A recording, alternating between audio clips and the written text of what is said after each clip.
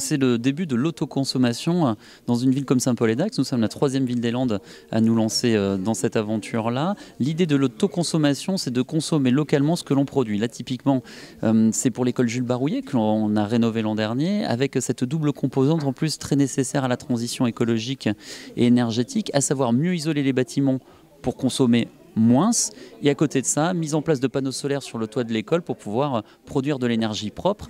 Et comme en plus le fonctionnement est en journée, cette énergie va servir directement pour l'école et puis également pour le centre de loisirs ainsi que pour la piscine municipale qui elle est très consommatrice en fait en énergie de production.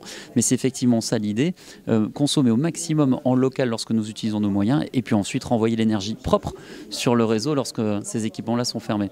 Alors nous avons adopté le 24 septembre 2020 cette ambition, cet objectif de devenir une ville à énergie positive à l'horizon 2030 et nous nous y attaquons de par une réduction de la consommation. Il faut voir tous les travaux que nous faisons sur la maîtrise de l'énergie, sur le changement des candélabres, l'extinction d'éclairage nocturne et à côté de ça, produire de l'énergie propre. C'est l'installation de panneaux solaires ici sur l'école Jules Barouillet. Nous avons le projet Candat également au nord de la commune pour lequel le permis de construire devrait être déposé là au mois de décembre et qui produira à terme en photovoltaïque l'équivalent de la consommation de 2000-2500 foyers Saint-Paulois. Nous allons continuer également à équiper certains éléments de la commune en panneaux solaires.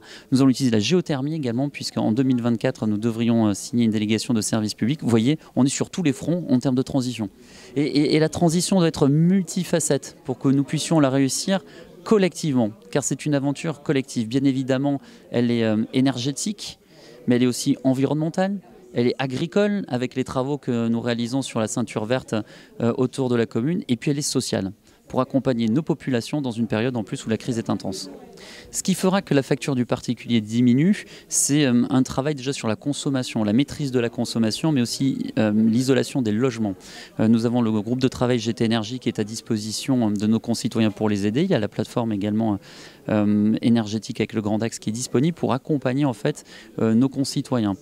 Et puis ensuite sur le prix en soi de l'électricité, là nous n'avons pas la main, vous savez bien que ça répond à des mécanismes qui nous échappent et qui nous impactent nous aussi, la collectivité, en termes d'explosion des coûts de l'énergie. Nous on est vraiment engagés dans la transition énergétique. Donc on travaille au travers de plusieurs axes, la mobilité électrique avec notamment on accompagne le SIDEC sur la dimension raccordement. Et donc le SIDEC représente l'ensemble des collectivités. Donc déjà on a une relation forte avec les collectivités au travers du SIDEC. Ensuite le deuxième axe c'est la sobriété énergétique. Et donc là c'est très important de travailler avec les collectivités parce qu'elles gèrent un patrimoine qui est important au niveau du territoire et puis elles donnent l'exemple aussi à l'ensemble des consommateurs d'électricité que sont les citoyens.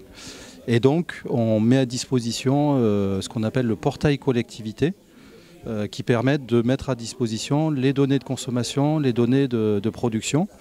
Puis le troisième axe sur lequel on travaille très main dans la main avec les collectivités, c'est bien sûr le développement des énergies renouvelables et le photovoltaïque, en particulier dans les Landes, qui est le deuxième département en termes de production photovoltaïque en France. Et ce qui est important effectivement de comprendre, c'est que dans des contextes urbains comme celui de Saint-Paul-les-Dax, en fait, il faut utiliser le bâti, et en particulier les toitures, pour les utiliser pour mettre des panneaux photovoltaïques.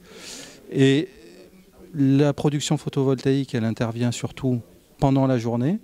Et donc l'autoconsommation collective, en fait, elle permet d'optimiser l'usage de cette production photovoltaïque au plan local. Voilà, dans le cas concret donc, qui se met en service aujourd'hui même, on a une centrale photovoltaïque de 50 kW crête qui est installée au sein d'une école et qui va partager cette consommation, bien sûr avec l'école, mais également avec un centre de loisirs qui est situé à proximité et une piscine qui est située à peu près à 1 km sur le territoire de la ville de Saint-Paul-les-Dax.